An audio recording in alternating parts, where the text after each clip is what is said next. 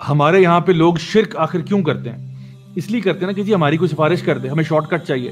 ہم نے خود اللہ کی عبادت نہیں کرنی، کسی اور کے ذریعے کرنی ہے.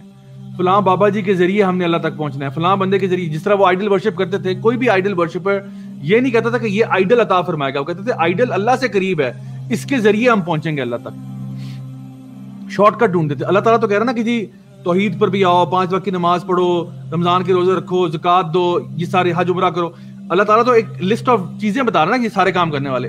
بندہ جو شرک کر رہا ہوتا ہے وہ شارٹ کٹ چاہتا ہے، وہ کہتا ہے یہ سارے کام نہیں کرنے، فلاں بابا جی کے پیچھے لگتا ہوں، یہ مجھے تھرو کروا دیں گے.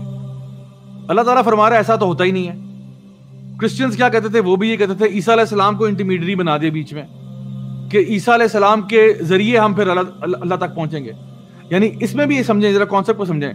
یعنی وہ یہ سمجھتے تھے کہ عیسیٰ علیہ السلام کی عبادت کرنے سے نا، کیونکہ اللہ کے معاذ اللہ، نعوذ باللہ ثم نعوذ باللہ، کیونکہ وہ اللہ کے بیٹے ان کو مانتے تھے، تو اللہ ان کو زیادہ فیور کریں گے. یعنی کہ نعوذ باللہ کہنے کا مطلب یہ کہ اللہ تعالیٰ ناانصافی کرے گا. یعنی اللہ تعالیٰ جو ہے وہ اپنے بیٹے کی بات مان لے گا. اور یعنی اللہ تعالیٰ کے بارے میں بھی آپ کا ایک تو ویسے ہی بات کفر ہے آپ کی کہ جی اللہ کا بیٹا ہوا، اللہ انصاف نہیں کرے گا. یعنی معاذ اللہ، آپ نے اللہ تعالیٰ کو انسانوں جیسا بنا دیا. انسان جو کمزور ہوتے ہیں اکثر اپنے فیملی والوں کو فیور کر دیتے ہیں، اللہ تعالیٰ یہ کرے گا؟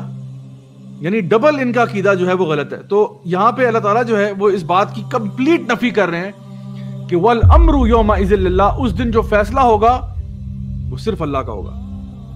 کسی کی بات اس دن نہیں چلے گی، کسی کا بس نہیں چلے گا. اس دن جو فیصلہ ہوگا وہ اللہ کا ہوگا. اللہ کسی کے ساتھ انجسٹس نہیں کرے گا. دودھ کا دودھ اور پانی کا پانی ہوگا. جو لوگ فَمَن يَعْمَلْ مِثْقَالَ ذَرَّةٍ خَيْرٍ يَرَهُ وَمَن يَعْمَلْ مِثْقَالَ ذَرَّةٍ شَرٍّ يَرَهُ، جو آپ نے ذرہ برابر خیر کیا ہوگا وہ بھی اس دن سامنے آ جائے گا، جو ذرہ برابر شر کا کیا ہوگا وہ بھی سامنے آ جائے گا. کسی کی نہ کوئی سفارش ہے نہ کچھ ہے.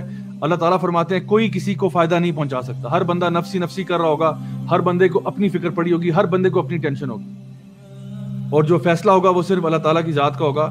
اب آپ سوچیں کہ ہمارا پھر رویہ کیا ہونا چاہیے. کیا ہم اللہ تعالیٰ کو راضی کرنے کے لیے اپنا وقت نہ لگائیں؟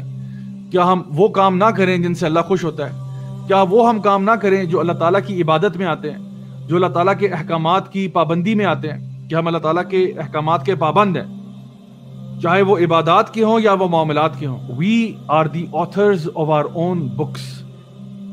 ہم اپنی کتابیں اور جو صحیفے نا ان کے خود مصنف ہیں. We are the authors of our own books.